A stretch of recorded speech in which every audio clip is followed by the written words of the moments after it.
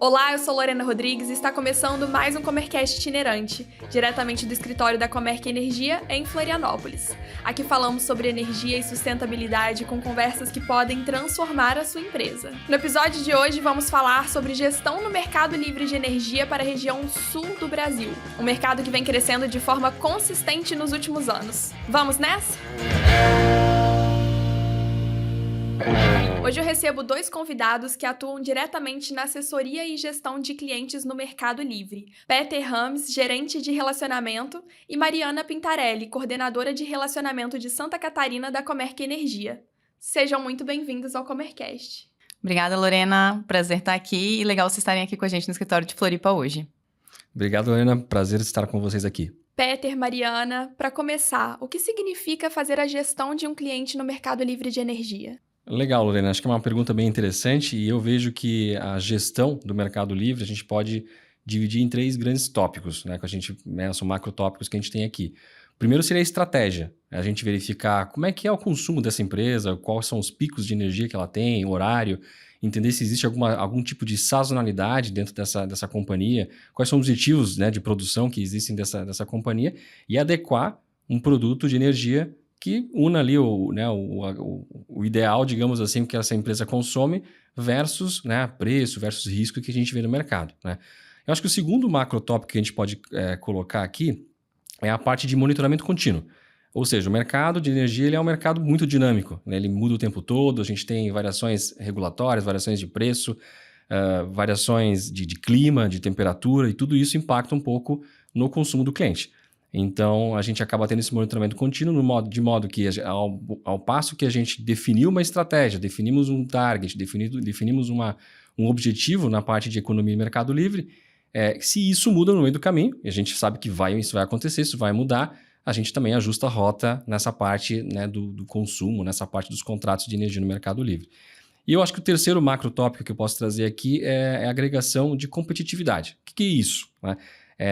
Saindo um pouco da parte de energia, a gente entrar em outras soluções do setor de energia, como bateria, como a parte de autoprodução, como a parte de telemetria estruturizada, onde eu consiga medir um pouco mais quais são as principais máquinas, né, o consumo das principais máquinas, consigo medir os setores, consigo medir água, por exemplo, né, vapor, até a parte, por exemplo, de eficiência energética, né, fazer troca de motores, troca de compressores e tudo mais.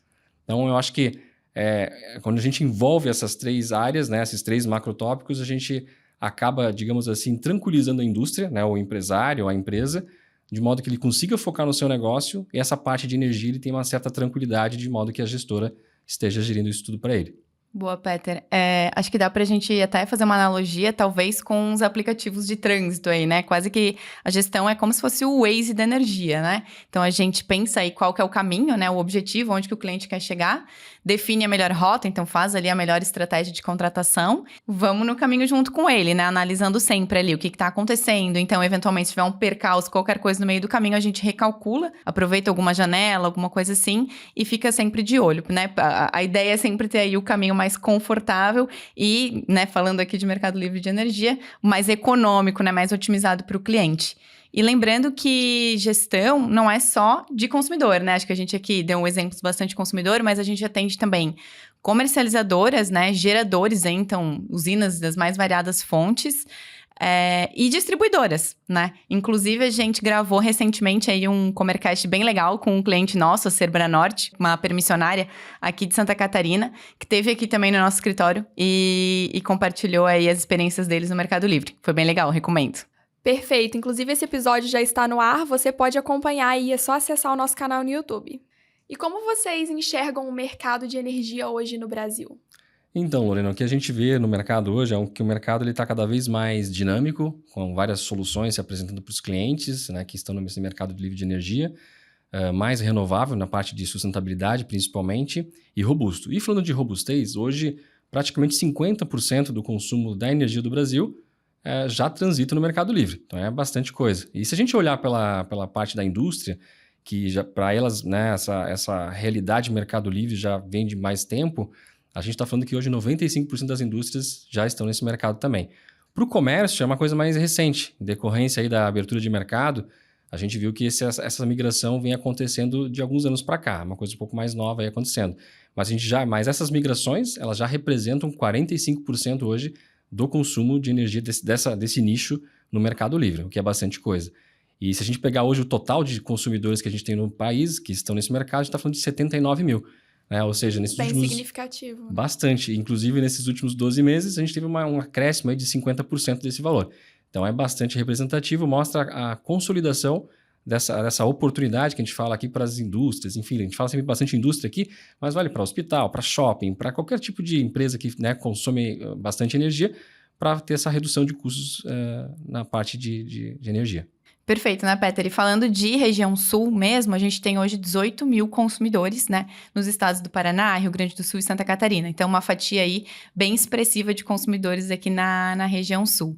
E de mercado, né, a gente vê que é um mercado hoje muito mais democrático. Então, com a abertura do varejo, né, ali em 2024, então caiu aquele requisito de que tinha que ter pelo menos 500 kW de demanda para migrar, né, que impedia ali várias migrações, acabou trazendo aí muitos novos consumidores para o mercado e colocando a migração para o Mercado Livre como uma opção para reduzir custo nas indústrias. E hoje a gente vê várias questões aí facilitadoras também dessa migração, né? Então, a própria migração junto às distribuidoras tem ficado cada vez mais facilitada, além dos contratos mesmo, né? Que trazem ferramentas contratuais que facilitam a própria decisão do cliente para o Mercado Livre, né? Que é o caso, por exemplo, das flexibilidades, que hoje são bem maiores que lá nos primórdios de Mercado Livre aí. Então, isso tem facilitado bastante e democratizado o mercado para todo mundo. A gente sabe que a Comerc atua no Brasil todo e eu queria saber como vocês adaptam a estratégia quando falamos de regionalização do atendimento. Boa pergunta, Lorena. Eu vou falar aqui por Santa Catarina, né, que o meu time hoje atua majoritariamente por aqui. Então, a gente tem no estado cerca de 20% do market share, né, dos consumidores livres aí são clientes Comerc. Essa é uma relação que foi construída de anos, né? Então, assim, são anos sentando na mesa com o cliente, conversando com ele, entendendo o que ele precisa. E aí a gente tem uma estratégia de dividir o time bem regionalizado dentro do estado também, né? Porque não é só o macro, tem o micro também. Então, se a gente for olhar lá para o norte do estado, a gente tem bem forte indústria madeireira, os moveleiros, né? Ali no Vale do Itajaí, região de Blumenau, o setor têxtil, né? Que é muito presente. Aqui na região de Floripa, na capital, basicamente serviços. Se a gente olha para o sul, tem as carboníferas, pessoal cerâmico, né? Então, assim, é bem diversificado. Então, o que a gente faz é realmente ter uma pessoa dedicada por região, né? Que conhece os clientes da região, já sabe os problemas, né? Já sabe ali o que eles precisam, né? O que ele precisa levar. E aí, a gente otimiza isso, tendo essa pessoa dedicada e sempre em contato com esses clientes. Perfeito, Mari. E tomando como exemplo aí né, você deu o exemplo de Santa Catarina, mas olhando agora um pouco mais a nível Brasil, a gente tem hoje executivos espalhados no Brasil inteiro, desde das capitais, digamos assim, das maiores cidades, até o interior do país. Então, a gente consegue, com isso, né, criar um encurtamento, digamos assim, de logística, né, na parte de visitas presenciais dos clientes e garante um pouco mais de segurança de atendimento dos clientes dentro de cada indústria. E né, a Mari acho que deu um exemplo legal aqui, né, a gente falando de regionalização até de repente, intra-equipe, eventualmente, mas também por nicho. Então, a gente acaba se especializando, né, de acordo com os polos industriais de cada estado, de cada região, de cada localidade, basicamente. Então, a gente acaba entendendo, por exemplo, a Mari falou um pouquinho aqui sobre o setor têxtil. O setor têxtil, a gente sabe que tem coleção inverno, coleção verão, e isso impacta um pouco mais o consumo, né? Tem, às vezes, uma sazonalidade de consumo. A gente começa a entender um pouco isso e como é que isso impacta no consumo. Mesma coisa quando a gente fala de frigorífico, a gente fala de repente, setor de alimentos, onde o clima e a temperatura, por exemplo, impacta também essa parte de consumo. Então, a gente consegue, né, através desse conhecimento, através dessa regionalização, propor aí produtos, propor soluções e também entender a vida do cliente de uma maneira muito mais facilitada. E vocês falaram bastante de clientes do Sul. Eu queria trazer essa pergunta um pouco mais para esse âmbito, porque vocês acompanham clientes dessa região há bastante tempo. Vocês se lembram de algum caso que vocês possam compartilhar com a gente, alguma experiência que tenham passado que demonstre bem como a gestão da Comerc fez a diferença? Eu acho que eu tenho um exemplo, Lorena, que foi um cliente nosso do setor de automobilístico, basicamente, né, que fornece peças aí para o setor de automóveis. Isso foi bastante tempo, né, faz alguns anos, mas era um cliente que estava aí com uma situação financeira bastante apertada, em função de mercado, em função das coisas ficarem um pouco mais, né, concorridas. e onde a gente apresentou a alternativa aqui, né, a opção do Mercado Livre, né, jogando para ele aqui a parte de economia, mas principalmente a parte de previsibilidade, que para ele era muito importante. Então, assim, mais do que economia, os clientes hoje eles querem ter uma ideia de qual que é o custo, qual que é o valor que eu vou pagar de energia daqui para frente. E isso é permitido quando a gente faz as travas de contrato no longo prazo. E basicamente esse cliente então veio a entrar nesse mercado, acabou, né, tendo a economia que ele precisava, tendo a competitividade que ele precisava. E esse cliente, né, continua com a gente até hoje, nos recebe super bem, né, nos indica para outras empresas da região. E eu acho que esse é um pouco do nosso DNA, do nosso serviço aqui, né? Ajudar as empresas a, de fato, ganharem mais competitividade, atravessarem, eventualmente, um cenário mais complicado de economia, de mercado. E tudo isso a gente acaba ficando realmente lado a lado com o cliente, né? Essa é um pouco da nossa cultura. Boa, Peter. Eu acho que isso é uma característica bem comum, né, nos clientes que migraram aí em alguns anos passados, aí na abertura, né, quando se popularizou mais o Mercado Livre para a indústria, era algo muito comum, né, isso ser uma vantagem competitiva até do cliente conseguir crescer, né, então a gente às vezes vai na empresa, vê aquelas fotos do cliente, né, ano após ano, vários falam assim, poxa, né, com a economia do Mercado Livre a gente conseguiu expandir as operações. Legal, Mari. Assim, até estava pensando aqui, a gente tem um outro exemplo que me veio a calhar aqui, que é um exemplo até mais técnico quando a gente fala aqui de Mercado Livre, mas é de um cliente que acabou de entrar, né, no nosso portfólio aqui da nossa carteira de clientes, um cliente que tinha basicamente uma representação, ele não tinha uma gestão tão ativa como a que a gente faz aqui para os nossos clientes, e a gente enxergou uma série de oportunidades que ele não estava enxergando. Então, é uma empresa que tem um corpo de engenheiros, né, dentro da companhia, que faz a parte operacional de manutenção, do maquinário, do Parque Fabril, e que também está olhando essa parte de energia, mas acaba não tendo tempo, né, para fazer isso. Acaba, né, o dia a dia, principalmente da indústria, acaba sendo bastante corrido. E a hora que a gente fez esse primeiro diagnóstico, que foi basicamente o mapeamento de todas as informações que existem de energia nessa empresa, a gente acabou descobrindo boas oportunidades, né? Então, oportunidades de swap de energia, né? Então, entrando aqui na questão um pouco mais técnica, um reenquadramento tarifário das unidades, era uma empresa que tem 12 unidades, a gente faz a remodelação ali da parte de modalidade tarifária. Então, tudo isso, né? Fora a questão que ele tem 2 unidades, por exemplo, que ele poderia migrar e que ele não tava com isso no radar, né?